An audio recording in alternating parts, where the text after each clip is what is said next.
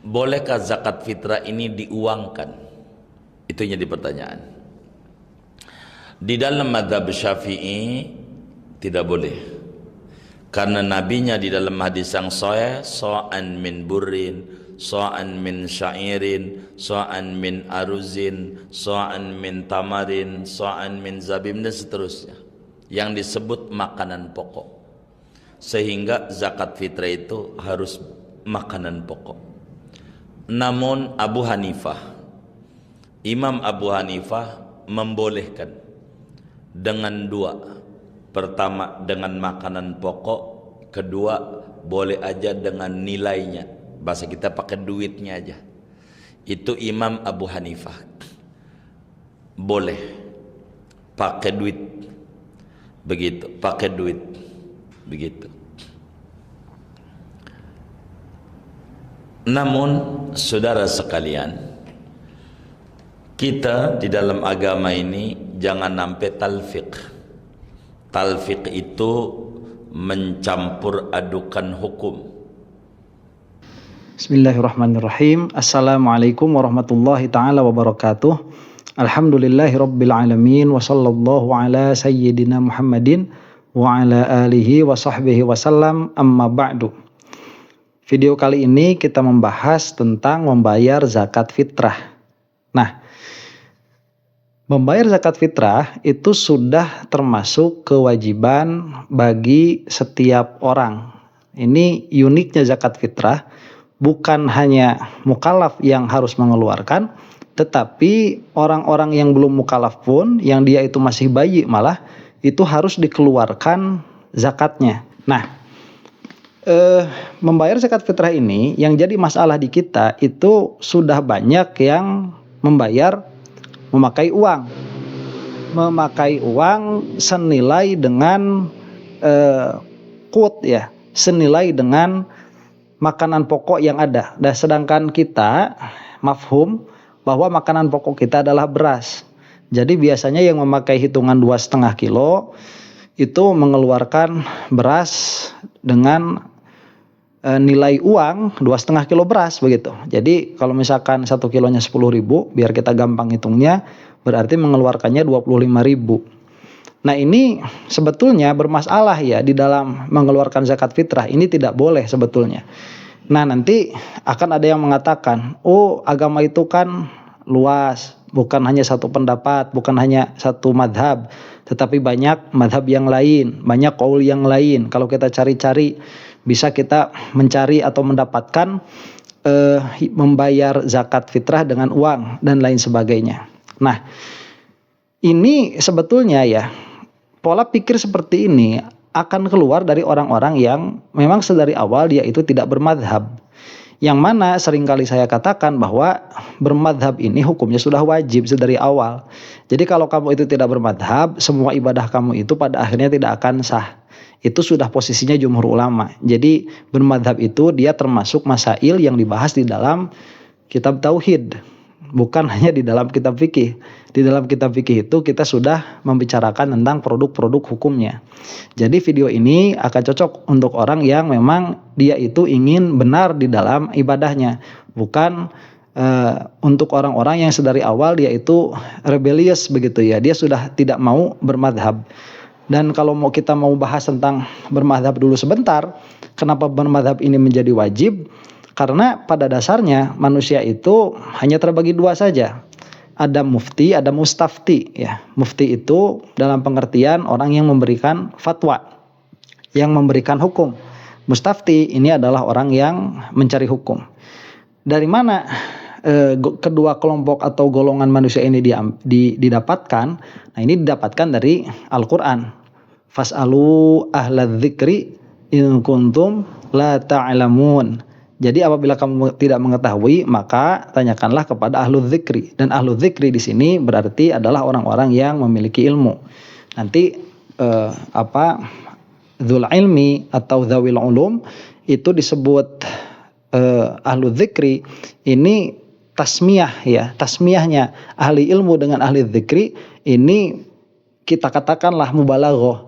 Karena orang yang mengetahui dan terus-menerus ingat kepada ilmunya itu disebut ahlu dzikri. Nah, maka posisi kita pada akhirnya harus memilih. Ini kan tanyalah kepada ahli ilmu apabila kamu tidak mengetahui. Nah, berarti kita kan memposisikan diri kita di mana? Apakah kita memposisikan diri kita itu sebagai mustafti, yaitu apabila kamu tidak mengetahui, atau kita memposisikan diri kita itu sebagai mufti, yaitu ahla dzikri atau ahlu dzikri. Nah, jadi dua ini saja.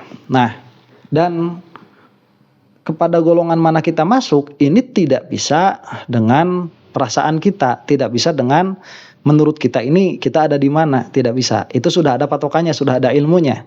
Itu bisa kita lihat di dalam kitab usul fiqih. Di dalam kitab usul fiqih itu di bagian terakhir di antara yang dibahas itu adalah bab ijtihad dan bab mufti dan mustafti. Jadi apa kriterianya? Nah, kriteria dari mufti di sini bukan mufti qadi ya, atau mufti seperti musohih bahsul masail, atau mufti ini adalah ajengan-ajengan atau ustadz-ustadz yang ada di kampung. Bukan itu. Mufti yang dimaksud di sini ay al-mujtahid. Jadi apabila di dalam usul fiqih disebut mufti, maka yang dimaksud itu adalah mujtahid. Dan mujtahid ini memiliki kriteria. Di antara kriteria yang paling kuat menurut Syekh Said Foda adalah menguasai usul fikih secara mendalam. Jadi bukan hanya usul fikih satu madhab, tetapi usul fikih semua madhab. Kenapa? Karena yang namanya mujtahid itu dia harus sampai kepada zon yang kuat di dalam hasil ijtihadnya. Nah, selain itu dia harus menguasai bahasa Arab begitu ya, yang dalam. Khilafnya dia harus mengetahui, kemudian ayat ahkam juga harus mengetahui, dan lain sebagainya. Jadi banyak sekali. Yang mana pada intinya mujtahid itu kalau dia yang mutlak itu sudah habis ya, sudah tidak ada. Dan seseorang yang mana dia itu mengaku dirinya sebagai mujtahid mutlak, maka dia itu harus berani untuk dites memang keilmuannya sampai sejauh mana. Jadi kalau misalkan di antara kalian ini ada yang menganggap diri sebagai mujtahid mutlak, lah itu delusional ya. Itu tidak akan jauh nanti kayak si Imad yang diakukan menjadi mujaddid abad ini begitu. Itu padahal tidak ada apa-apanya. Nah, itu sudah delusional. Nah, kemudian kalau kamu sekarang melihat ada orang yang mujtahid mutlak, itu pun delusional juga. Karena sepintar-pintarnya, sehebat-hebatnya para ulama seperti Syekh Fakhruddin Ar-Razi, seperti Al-Imam Ghazali, mereka sendiri pun tidak mengaku diri mereka sebagai mujtahid mutlak. Mereka masih bermadhab kepada madhab Syafi'i atau seperti Imam Sanusi misalkan. Kemudian ada Ibnu Airfah. Itu mereka bermadhab, madhabnya itu madhab Maliki. Jadi ini sudah konsensus sebetulnya, sudah tidak ada lagi. Jadi kewajiban kita ini pada akhirnya masuk kepada salah satu di antara madhab yang mu'tabar, yaitu yang 4. Nah, dalam kasus membayar zakat ini, yaitu yang kita bicarakan saat ini, yaitu membayar zakat fitrah. Karena asumsi saya yang paling mudah didapati di Indonesia ini madhabnya adalah madhab Syafi'i, maka yang lebih elok dan yang paling elok untuk kita itu mengikuti madhab Syafi'i. Jadi di antara 4 madhab ini itu murajjih ya, harus ada murajjih. Karena madhab itu sama saja semuanya. Jadi bagi muqallid, bagi kita sebagai orang yang taklid, itu tidak bisa melihat mana yang lebih afdol. Apakah Imam Syafi'i itu lebih utama daripada Imam Malik, atau sebaliknya Imam Malik itu lebih utama daripada Imam Syafi'i, atau Imam Hanafi lebih mulia daripada Imam Ahmad bin Hambal. Itu sebagai muqallid kita tidak memiliki posisi untuk mentarjih mana yang lebih kuat di antara salah satu dari 4 ini. Karena pada dasarnya perbedaan keempat madhab ini bukan pada produk fikihnya, tetapi perbedaannya itu ada pada usul fikihnya. Nah, apabila kamu itu mau membenturkan atau mau mentarjih pendapat dari keempat madhab ini, misalkan ada satu permasalahan yang mana satu permasalahan ini 4 madhab itu terbagi menjadi 2 qaul atau terbagi menjadi 3 qaul, atau katakanlah terbagi menjadi 4 qaul. Qaul di sini maksudnya adalah pendapat. Nah, kemudian kamu itu berusaha ingin mentarjih, dalam pengertian ingin mengeluarkan pendapat mana di antara yang berbeda itu yang paling kuat. Nah, itu sudah tidak bisa dilakukan. Kenapa? Karena sebelum kamu masuk ke situ, kamu itu harus mentarjih dulu usul fikihnya. Jadi di antara usulnya Hanafi, Maliki, Syafi'i dan Hambali, mana usul di antara keempat ini yang paling kuat? Dan itu tidak mungkin bisa terjadi. Ya, kenapa tidak mungkin bisa terjadi? Ya karena banyak orang yang sudah melakukannya itu tidak pernah ketemu karena ada alasan kenapa mereka itu disebut mujtahid. Jadi mujtahid itu luar biasanya seperti ini. Misalkan ya, tatkala Imam Syafi'i itu dia memiliki pendapat yang berbeda dengan Imam Malik. Imam Syafi'i itu bukan hanya berbeda pendapat dengan Imam Malik, tetapi Imam Syafi'i ini beliau sudah mengetahui bagaimana jawaban Imam Malik atas pendapat beliau. Jadi mengeluarkan fatwanya itu sudah bisa 7-8 langkah. Ya, jadi apabila saya misalkan Imam Syafi'i mengatakan bahwa bersentuhan kulit itu hukumnya membatalkan wudhu. Imam Malik mengatakan bahwa bersentuhan kulit dengan lawan jenis itu tidak membatalkan wudhu. Nah, Imam Syafi'i itu tahu alasannya Imam Malik. Kenapa Imam Malik berkata demikian? Dan Imam Syafi'i apabila mengeluarkan hujjah bahwa bersentuhan kulit dengan lawan jenis itu batal, Imam Syafi'i ini tahu bagaimana Imam Malik akan menjawab terhadap rodnya Imam Syafi'i, atas keberatannya Imam Syafi'i. Nah, yang mana Imam Syafi'i pun sudah memiliki jawaban untuk rodnya Imam Malik kalau sampai di rod. Dan Imam Syafi'i sudah mengetahui kalau Imam Syafi'i ini mengcounter argumennya dari Imam Malik akan mengcounter lagi. Terus sampai seperti itu, sampai deadlock begitu. Ya, sampai deadlock ini tidak akan ketemu. Nah, tatkala sudah tidak akan ketemu, maka keluarlah tarjih yang itu bisa dirasakan oleh seorang mujtahid, yang mana pada akhirnya seorang mujtahid ini berbeda hukumnya dengan mujtahid yang lain. Karena memang dari ayat yang tadi ya, tatkala manusia ini terbagi menjadi dua, nanti ada konsekuensi. Konsekuensinya itu apa? Konsekuensinya itu orang yang tidak sampai kepada derajat mujtahid, maka wajib baginya taklid. Dan orang yang sampai kepada derajat mujtahid, haram baginya taklid. Karena memang kedua posisi ini harus ada. Fas'alu ahlad dzikri in kuntum la ta'lamun. Ini harus ada dua-duanya. Nah, jadi tidak boleh mujtahid itu untuk bertaklid. Nah, kita posisi sebagai muqallid, yang mana tadi saya katakan bahwa di antara 4 madhab ini sebetulnya tidak ada yang lebih utama yang mana. Nah, kita harus memilih berarti. Dan pilihan yang paling logis untuk kita di Indonesia itu yang paling banyak, yaitu madhab Syafi'i. Kenapa mengambil madhab yang paling banyak? Karena untuk mempertanyakan masalah-masalah yang berkaitan dengan fikih itu akan lebih mudah. Kita akan lebih banyak mendapati orang-orang yang kredibel dan kompeten di bidangnya. Nah, makanya kenapa kita atau saya termasuk salah satunya yang bermadhab dengan madhab Syafi'i tanpa menjelekan kepada madhab yang lain begitu di dalam furu'. Nah, tatkala kita ini sudah bermadhab dengan madhabnya Syafi'i, baru kita itu harus memiliki keyakinan bahwa madhabnya Imam Syafi'i ini adalah madhab yang paling kuat. Jadi masalahnya bukan begini, ini kita mau masuk madhab yang mana nih, kemudian kita cari-cari dulu yang paling kuat yang mana. Tidak seperti itu. Ya, itu tidak boleh dilakukan karena memang kita bukan ahlinya sama sekali. Tapi yang dilakukan itu kita menimbang-nimbang mana yang sekiranya bisa diikuti oleh kita, karena semua mujtahid itu derajatnya sama di mata muqallid, maka muqallid itu memilih dengan salah satu alasan. Nah, alasan mayoritas inilah di antara alasan yang bisa diterima. Nah, setelah masuk ke dalam madhab Syafi'i, barulah punya keyakinan bahwa madhab Syafi'i ini adalah madhab yang paling baik. Nah, barulah setelah itu kita masuk kepada beberapa permasalahan fikihnya, yang mana yang dibahas pada video kali ini adalah zakat. Jadi permasalahan di dalam zakat itu ada beberapa ya. Satu, permasalahan di dalam jenis berasnya. Yang kedua di dalam berat berasnya. Yang ketiga di dalam cara membayarnya. Yang keempat di dalam kepada siapa zakat ini diberikan begitu. Minimalnya itulah yang bisa saya keluarkan begitu ya. Nah, jadi yang pertama itu kan jenis berasnya apa. Nah, ini yang paling bagus memang yang biasa kita makan. Jadi kalau misalkan makannya itu kan qut ya. Qut itu ya makanan pokok. Jadi kalau misalkan makanan pokok kita berasnya yang bagus, yang harga 16.000, ya maka kita keluarkan yang itu.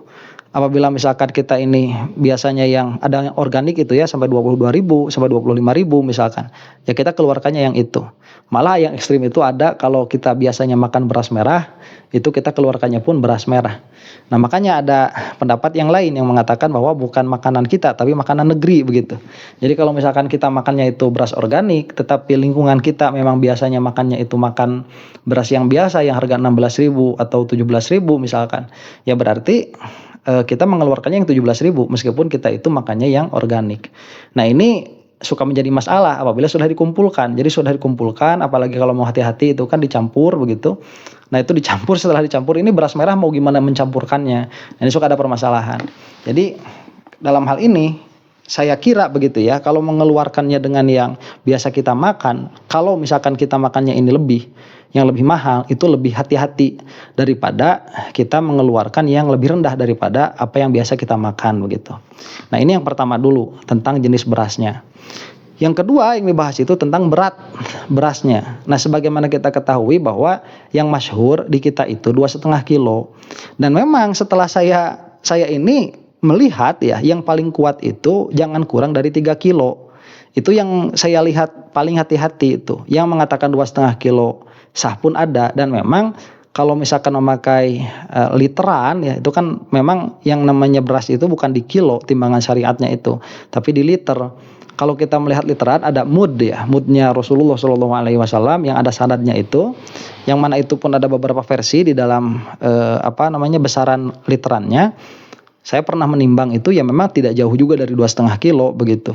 Jadi 2,5 kilo itu pun sudah cukup. Cuman begitu, kalau kita mau hati-hati, ini saran saya kepada yang mau melaksanakan zakat fitrah. Keluarkan minimal 3 kilo begitu. Itu sudah yang paling hati-hati. Karena kalau misalkan dilihat di beberapa daerah, itu sudah ada MUI yang mengatakan minimal 3 kilo. Nah, jadi apa yang harus dilakukan dulu ya? Untuk mengeluarkan zakat fitrah. Zakat fitrah ini dia mengeluarkannya tidak banyak, sedikit begitu. Sedikit sekali. Setahun sekali kita cuma mengeluarkan ya, kalau secara nominal itu kan tidak lebih dari 50.000 gitu ya. Ya rata-rata kurang sekali dari 50.000 itu. Itu setahun sekali. Tapi yang susah itu memang di dalam ilmunya ini yang susah. Ya, bisa-bisa tidak sah kita ini di dalam mengerjakannya. Jadi ini untuk yang mau mengambil faidah dari perkataan saya, yang belum bermadhab, silahkan bermadhab dulu begitu. Jadi i'tiqadkan dalam hati bahwa saya ini mau mengikuti madhabnya Syafi'i. Begitu. Itu i'tiqadkan dulu di dalam hati itu supaya jelas tatkala ditanya kamu ini beribadah itu lewat pemahamannya siapa? Kita katakan lewat pemahamannya Imam Syafi'i. Nah, itu dulu yang harus dilaksanakan. Karena tanpa melaksanakan itu berarti kita tidak meyakini salah satu madhab. Tatkala kita tidak meyakini salah satu madhab, berarti di dalam hakikatnya kita tidak bertanya kepada orang alim dan kita tidak memposisikan diri sebagai orang yang jahil. Nah, kedua, setelah kita ini beriktikad untuk bermadhab, maka yang harus dikeluarkan itu apa? Beras sebanyak 3 kilo. Nah, beras sebanyak 3 kilo ini beras apa? Yang paling bagus kalau kamu itu makannya itu yang lebih daripada lingkungan sekitarmu, keluarkanlah yang itu. Ya, ini sudah tidak akan ada khilaf begitu. Ya, karena lebih nominalnya. Kalau kamu misalkan makannya yang di bawah itu, usahakanlah misalkan yang di lingkungan sekitar itu biasanya yang harga 15.000, kamu biasanya makan yang 12.000 misalkan. Usahakanlah yang 15.000 mengeluarkannya supaya tidak terjadi permasalahan begitu. Ini kita untuk hati-hati saja. Kalau melihat qaul fikih itu banyak sekali yang mengatakan kamu tidak wajib bayar zakat pun kalau kamu punya cicilan motor itu ada kalau mau dicari-cari. Makanya saya tidak terlalu suka mengumbarkan ilmu-ilmu seperti itu.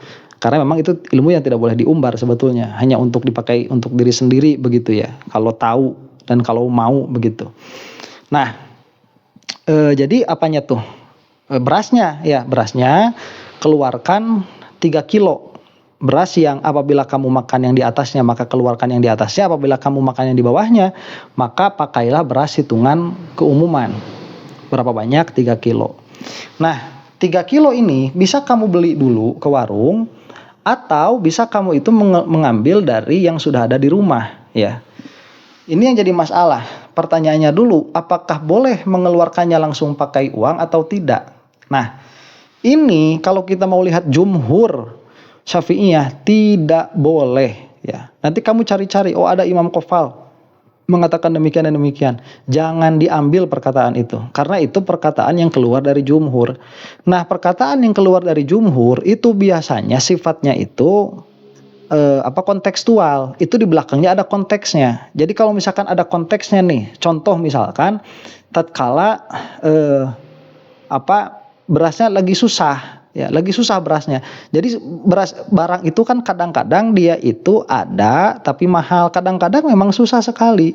Jadi kalau misalkan kita mengeluarkan zakat fitrah dengan beras, akan ada masalah begitu dari makanan pokok kita. Nanti kita harus makan sama sampe begitu, atau sama apa sampe teh, singkong, atau harus makan sama jagung. Nah, di dalam konteks seperti itu mungkin perkataan demikian bisa dipakai. Tetapi kalau dalam keadaan beras ini mudah dibeli begitu ya, ini jangan dipakai perkataan-perkataan seperti ini. Karena itu sudah keluar dari jumhur, dan biasanya fatwa-fatwa yang keluar dari qaul jumhur itu mayoritas ulama, itu ada konteksnya. Nah, makanya saran saya ini kalau kepada murid saya bukan saran, ini perintah begitu ya. Kalau kepada yang mendengarkan mau faidah, saran saja. Saran saya ini, jangan pakai uang ya. Jadi ambil dari beras yang ada di rumah kamu kalau ada, atau kamu beli dulu begitu. Nah, setelah membeli itu nanti kamu niati. Ini jangan lupa. Jadi niat saya membayar zakat fitrah. Nah, kalau misalkan punya sendiri, cukup di situ niat saya membayar zakat fitrah wajib lillahi ta'ala begitu. Ini kalau misalkan kita sendiri, misalkan bujangan begitu ya, kita beli beras atau kita ambil beras dari karung. Nah, sambil ngambil itu kita niat saya boleh di situ ya, sambil ngambil. Atau kita kilo dulu nih, misalkan 3 kilo. Nah, setelah 3 kilo baru kita angkat atau kita pegang begitu. Bagusnya diangkat saja. Terus kita lintaskan di dalam hati, niat saya membayar zakat fitrah wajib lillahi ta'ala begitu. Nah, ini yang harus diambil. Atau tatkala kamu nanti membawakan ke siapa kamu akan memberikan itu, niat saya membayar zakat fitrah. Nah, itu nanti bisa niatnya di situ. Karena niat itu hukumnya wajib. Kalau tidak diniati, maka itu tidak menjadi membayar zakat fitrah, tetapi jadinya sedekah sunnah. Akhirnya kamu masih punya tanggungan kepada Allah Subhanahu wa taala untuk membayar zakat. Nah, kemudian problem yang ketiga, kepada siapa zakat ini harus diberikan, zakat fitrah ini harus diberikan. Nah, saran saya lagi, cari orang fakir, cari orang miskin. Sudah 2 saja ini ya. Asnaf yang lainnya itu kalau tidak dikatakan punah ya susah mencarinya. Yang fakir miskin pun ini kalau secara patokan syar'i agak sulit begitu. Cuman patokannya begini saja, patokannya itu. Kamu cari orang yang kira-kira ya, apabila di rumah itu dia adalah seorang laki-laki yang punya istri dan 3 anak misalkan, berarti di rumahnya ada 5 nih. Kira-kirakan saja satu orangnya ini kebutuhannya Rp15.000. Berarti berapa? 75.000. Nah, kalau 75.000 berarti 1 bulan itu sekitar 2.100.000 atau 2.100.000 lebih lah ya. Kita katakanlah bulatkan 2.300.000 begitu. Atau 2,5 juta, kita bulatkan 2,5 juta. Nah, berarti apabila pendapatan si orang ini dia itu di bawah 2,5 juta, jadi tidak sampai 2,5 juta, tidak sampai. Misalkan 2.450.000. Nah, itu sudah bisa masuk kepada asnaf. Imma dia itu fakir atau miskin. Nah, nanti perbedaannya, kalau miskin itu dia pendapatannya lebih dari setengah kebutuhannya. Jadi pendapatannya itu kalau kebutuhannya 1 bulan 2,5 juta, berarti pendapatannya itu 1.250.000. Cuman ke 2,5 juta nggak nyampe, kurang 50.000 atau kurang 5.000 perak atau kurang 1.000 perak, itu masuknya miskin. Nah, kalau fakir ini kurang dari setengah. Jadi kalau kebutuhannya 2,5 juta tadi, kemudian dia itu hanya mendapatkan 1.200.000 saja ya, atau kurang dari itu 900.000, 1 juta. Nah, itu fakir.